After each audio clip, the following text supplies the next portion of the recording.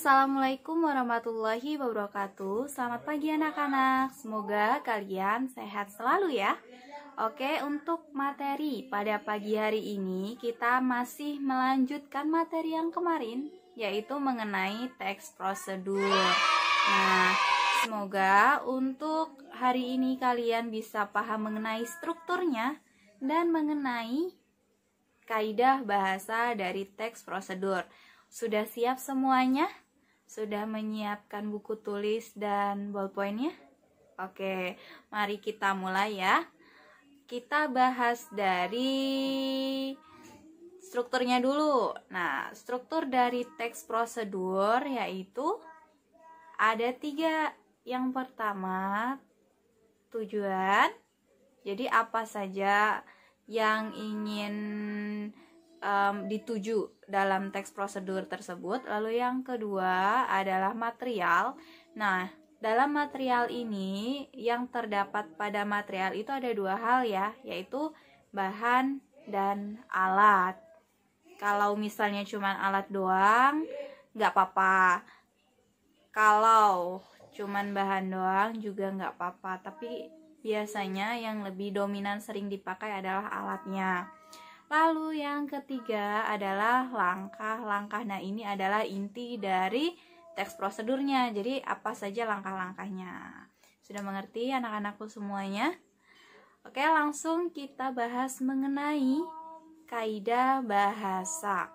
Sebelum ke kaidah, saya akan menjelaskan mengenai ciri-cirinya.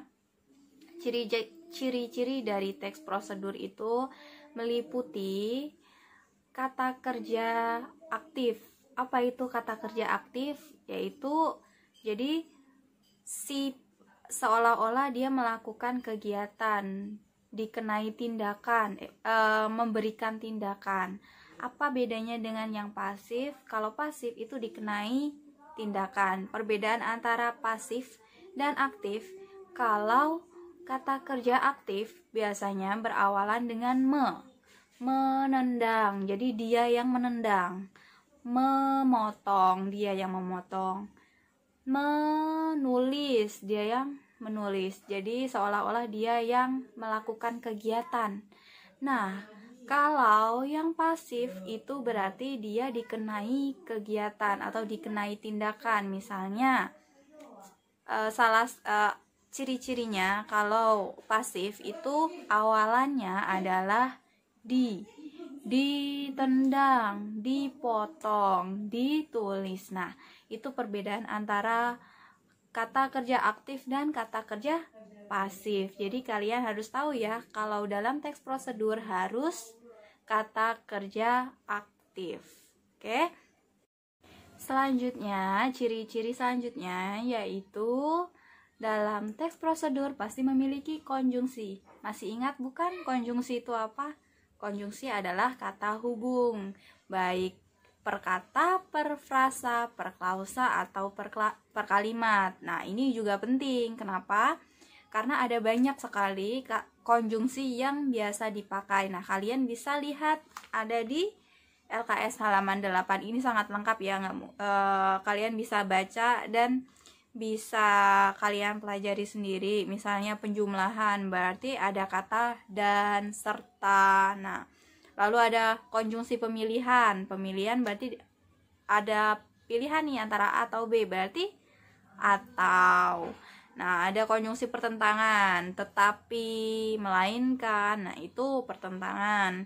Selanjutnya ada pembatasan, berarti kecuali contohnya. Selanjutnya penjelasan, berarti bahwa. Konjungsi penyimpulan, maka, jadi, oleh karena itu. Lalu ada konjungsi tujuan, agar, supaya, untuk, guna gitu. Lalu konjungsi apalagi? Terakhir, kesewaktuan, berarti ketika, kemudian, lalu. Nah, selain itu, ciri-ciri selanjutnya dalam teks prosedur itu berkaitan dengan penyebutan bilangan. Maksudnya bilangan di mana? Jadi untuk menentukan urutan biasanya ada bilangannya. Langkah pertama gitu. Langkah kedua, nah ini biasanya disebutkan dalam teks prosedur. Nah, kalian bisa menggunakan kata bilangan seperti ini ya. Oke, selanjutnya kita masuk ke kaidah bahasanya. Tadi kita membahas mengenai ciri-cirinya, sekarang kita ke kaidah bahasanya. Nah, untuk kaidah bahasa ini, Ibu akan menjelaskan 3 kalimat yang sering dipakai pada saat teks prosedur. Apa saja? Mungkin kalian ada yang sudah pernah membaca. Nah, untuk kalimat yang pertama yaitu kalimat imperatif. Nah, kalimat imperatif ini berkaitan dengan perintah. Jadi kalimat perintah seolah-olah pada teks tersebut itu memerintah atau menyuruh kepada kita melakukan sesuatu. Nah, contoh kalimatnya misalnya potong tahu menjadi 2 bagian. Nah, potong ini merupakan salah satu contoh dari kata kerjanya. Dia seolah-olah menyuruh kita untuk memotong tahu menjadi 2 bagian. Lalu perlu diingat, untuk kalimat imperatif ini harus diakhiri dengan tanda seru. Kenapa? Karena ini kalimat perintah ya. Jangan lupa, kalau tidak ada tanda serunya berarti salah. Ngerti? Lalu untuk yang kedua yaitu kalimat deklaratif. Apa itu kalimat deklaratif? Nah, kalimat deklaratif ini adalah kalimat berita atau hanya memberitahukan. Jadi sebagai keterangan saja. Contoh dari kalimat deklaratif misalnya, selama proses menggoreng harus dibolak-balik secara terus-menerus agar tidak gosong. Nah, itu merupakan salah satu contoh dari kalimat dari deklaratif. Nah, perlu diingat pula kalau tadi imperatif ciri-cirinya diakhiri dengan tanda seru. Kalau deklaratif kalimat berita berarti harus diakhiri dengan tanda titik. Oke, paham ya semuanya? Lanjut kita ke kalimat yang ketiga, yaitu mengenai kalimat interrogatif. Nah, kalimat interrogatif berarti kalimat bertanya. Jadi seolah-olah kita hanya basa-basi atau sekedar mempertanyakan gitu, padahal sebenarnya ada jawabannya. Nah, kalimat interrogatif itu perlu hanya untuk sebagai pendahuluan. Jadi biasanya masuknya ke bagian tujuan, bukan bagian langkah-langkah. Nah, misalnya contoh dari kalimat interrogatif ini, misalnya, pernahkah kalian memasak tumis kangkung? Nah, pernahkah kalian memperbaiki kipas angin? Nah, itu salah satu dari contoh kalimat interrogatif. Dan perlu diingat pula tadi imperatif diakhiri dengan tanda seru. Lalu deklaratif diakhiri dengan tanda titik. Nah, interrogatif juga ada ciri-ciri khususnya, yaitu diakhiri dengan tanda tanya karena kalimat tanya. Oke, cukup sekian materi kita hari ini.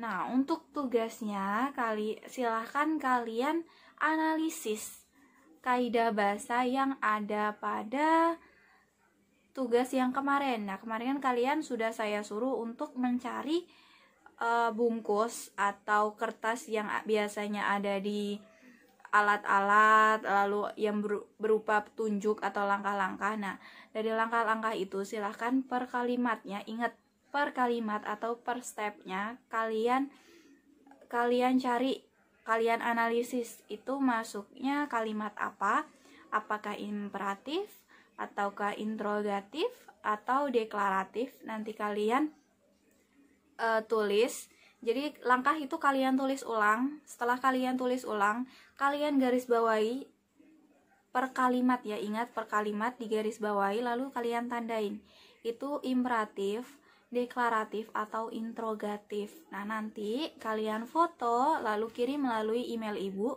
lestari-indah-puji@ gmail.com. Oke, Ibu tunggu ya. Jangan lupa materi hari ini kalian catat. Jangan lupa untuk dikerjakan pula tugas-tugasnya. Sekian dari saya. Wassalamualaikum warahmatullahi wabarakatuh.